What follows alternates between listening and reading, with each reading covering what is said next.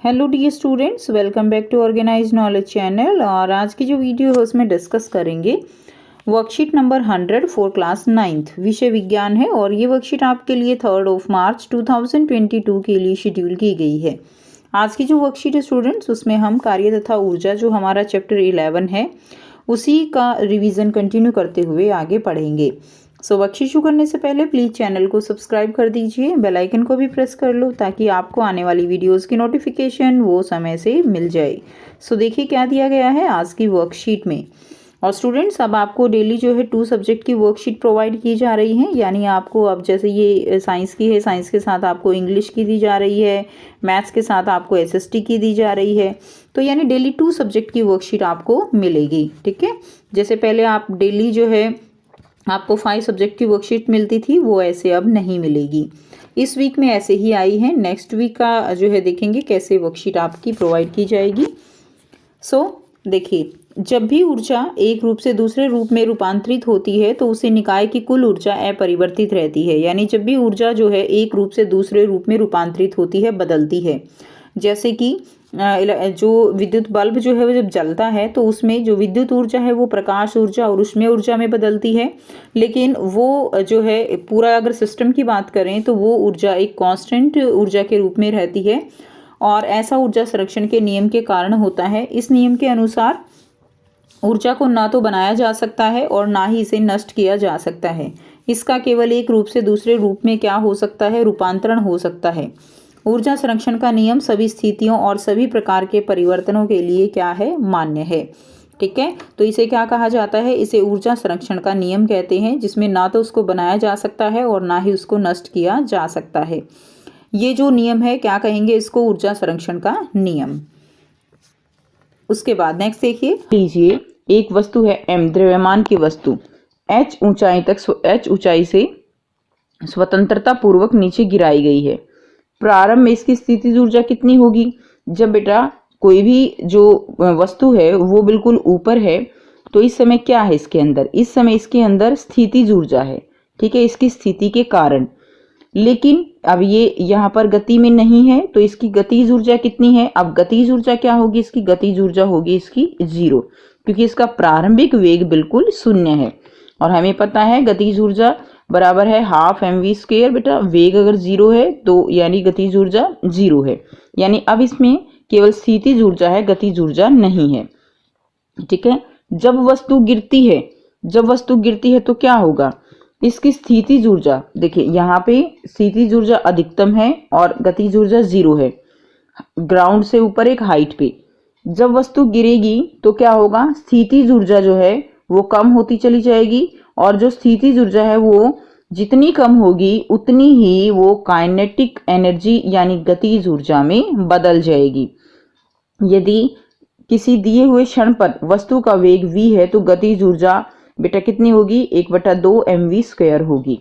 ठीक है, तो जैसे जैसे ये बॉल नीचे आएगी इसकी जो स्थितिज ऊर्जा है वो घट रही है और गतिज ऊर्जा बढ़ रही है। वस्तु जैसे जैसे नीचे गिरती है इसकी स्थितिज ऊर्जा कम होती है और गतिज ऊर्जा बढ़ती है।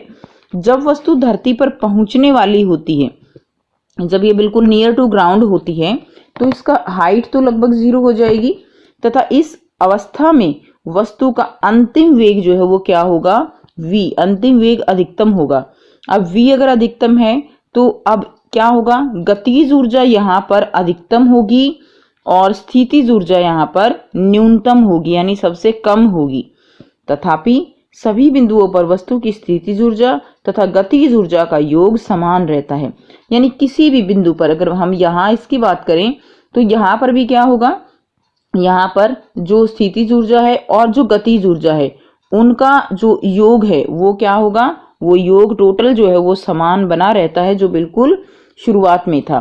ठीक है, यानी अगर हम देखें, मान लीजिए शुरुआत में स्थितिज ऊर्जा 100 है और गतिज ऊर्जा 0 है और नीचे अगर हम किसी पॉइंट पर देखते हैं तो मान लीजिए स्थितिज ऊर्जा 50 है तो बेटा गतिज ऊर्जा उस समय कितनी होगी, 50 होगी। यानी कुल ऊर्जा वो कितनी है, 100 है। तो यहाँ पर अगर स्थितिज ऊर्जा 50 है तो उस समय गतिज ऊर्जा 50 होगी और जो कुल ऊर्जा है वो 100 ही रहेगी। ठीक है, उसके बाद देखिए, अतः स्थितिज ऊर्जा और गतिज ऊर्जा, यानी ये अचर हैं यानी अपरिवर्तित हैं। किसी वस्तु की गतिज ऊर्जा और स्थितिज ऊर्जा का योग उसकी कुल यांत्रिक ऊर्जा होती है। यानी बेटा एक कोई भी जो ऑब्जेक्ट है, वस्तु है, उसके अंदर स्थितिज ऊर्जा और गतिज ऊर्जा, उन दोनों के योग को, जो उस ऊर्जा उसमें दोनों निहित होती हैं, उसके योग को बोला जाता है यांत्रिक ऊर्जा। ठीक है, यानी potential energy plus kinetic energy, ये दोनों क्या होंगी, ये दोनों बराबर होंगी किसके बेटे, यांत्रिक ऊर्जा की। ठीक है, ये बराबर होंगी यांत्रिक ऊर्जा की। हम देखते हैं कि किसी पिंड के मुक्त रूप से गिरते समय इसके पथ में किसी बिंदु पर स्थितिज ऊर्जा में जितनी कमी होती है, गतिज ऊर्जा में उतनी ही वृद्धि हो जाती है। तो हमने समझा कि जैसे जैसे ऊपर से नीचे गिराने पर उसकी जो स्थितिज ऊर्जा है उसमें कमी होती जाएगी, उतना ही वेग बढ़ता है, और वेग बढ़ता है तो काइनेटिक एनर्जी बढ़ती चली जाएगी, और जब ग्राउंड के बिल्कुल पास आ जाएगी तो यहाँ पर गतिज ऊर्जा अधिकतम होगी और स्थितिज ऊर्जा न्यूनतम रहेगी। इस प्रकार गुरुत्वीय स्थितिज ऊर्जा का गतिज ऊर्जा में क्या हो रहा है, निरंतर रूपांतरण हो रहा है, लेकिन कुल जो एनर्जी है सिस्टम की वो क्या रहेगी, वो कांस्टेंट रहेगी, अपरिवर्तित रहेगी। उसके बाद अब आपको यहाँ पे बहुत ही आसान से 3 जो है प्रश्न दिए गए हैं, जिनके आंसर हम 1 बाय 1 डिस्कस करेंगे। पहला क्वेश्चन है ऊर्जा संरक्षण का नियम लिखिए। तो ऊर्जा संरक्षण का नियम क्या है, ऊर्जा को न तो बनाया जा सकता है और न ही इसे नष्ट किया जा सकता है, इसका केवल एक रूप से दूसरे रूप में रूपांतरण हो सकता है। तो ये क्या है, ये ऊर्जा संरक्षण का नियम है। नेक्स्ट देखिए प्रश्न 2 है, एक गतिशील जो है गोलक कुछ समय पश्चात विराम अवस्था में क्यों आ जाता है, अंततः इसकी ऊर्जा का क्या होता है, क्या यह ऊर्जा संरक्षण नियम का उल्लंघन है। तो इसमें क्या लिखेंगे हम, गोलक की ऊर्जा जो है लगातार वायु के घर्षण के विरुद्ध कार्य करने के प्रयोग में, कार्य करने में जो है क्या हो जाती है, खर्च हो जाती है, और खर्च की गई जो ऊर्जा है वो किस में बदल जाती है, ऊष्मा में बदल जाती है। यानी बच्चों जो गोलक है वो क्या होता है, वो जब इस तरह से जो गति करता है, एक बार इधर गति करता है फिर इधर करता है, तो ऐसे ऐसे जो है वो क्या करता है, गति करता है, और उसके ऊपर जो वायु है उसका घर्षण बल लगता है। सो गोलक की ऊर्जा लगातार वायु के घर्षण के विरुद्ध कार्य करने में प्रयोग होती है, और खर्च की गई ऊर्जा ऊष्मा में बदल जाती है। लेकिन यह ऊर्जा के संरक्षण के नियम का उल्लंघन नहीं हुआ, क्योंकि यहाँ ऊर्जा एक रूप से दूसरे रूप में बदल रही है, इसलिए हम नहीं कह सकते कि यह ऊर्जा संरक्षण नियम का उल्लंघन है। नेक्स्ट देखिए क्वेश्चन नंबर 3 दिया गया है, 40 किलोग्राम का कोई पिंड 4 मीटर की ऊंचाई से मुक्त रूप में गिराया जाता है। यानी कोई भी जो है पिंड है जिसका जो द्रव्यमान है वो कितना है, 40 किलोग्राम है, उसको ऊपर से नीचे गिराया जाता है। इस पिंड की धरती से 2 मीटर और 1 मीटर की ऊंचाई पर गतिज ऊर्जा और स्थितिज ऊर्जा का परिकलन कीजिए। तो इस पिंड की जो है धरती से 2 मीटर, जब ये 2 मीटर ऊंचाई पर है और 1 मीटर ऊंचाई पर है, तो गतिज ऊर्जा और स्थितिज ऊर्जा का परिकलन करना है, और इस पिंड की ऊंचाइयों पर यांत्रिक ऊर्जा भी परिकलित कीजिए। सभी बच्चे जानते हैं, हमने पढ़ा यांत्रिक ऊर्जा क्या है, गतिज ऊर्जा और स्थितिज ऊर्जा दोनों का योग जो है वो क्या है, यांत्रिक ऊर्जा कहलाता है। ठीक है, तो इस न्यूमेरिकल को हम सॉल्व करेंगे। तो यहाँ से आप इसको सॉल्व कर सकते हैं। तो m की वैल्यू क्या है, यहाँ पे देखिए मास कितना है, 40 किलोग्राम है, हाइट दे दी 4 मीटर की, g हमारे पास 10 मीटर प्रति सेकंड है।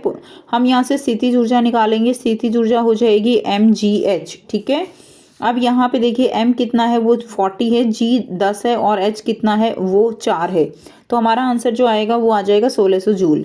यानी अगर हमारे पास हाइट जो है 4 मीटर की है, तो पोटेंशियल एनर्जी हमारी यानी स्थितिज ऊर्जा वो 1600 जूल रहेगी, और उस समय गतिज ऊर्जा 0 होगी, और टोटल जो है वो 1600 जूल रहेगा। यानी ये टोटल का मतलब क्या है, यहाँ पे ये है मैकेनिकल एनर्जी यानी यांत्रिक ऊर्जा। अगर हाइट 2 मीटर हो जाती है तो उस समय अगर हम mgh के फॉर्मूले में स्थितिज ऊर्जा निकालते हैं तो कितनी आएगी, 800 जूल।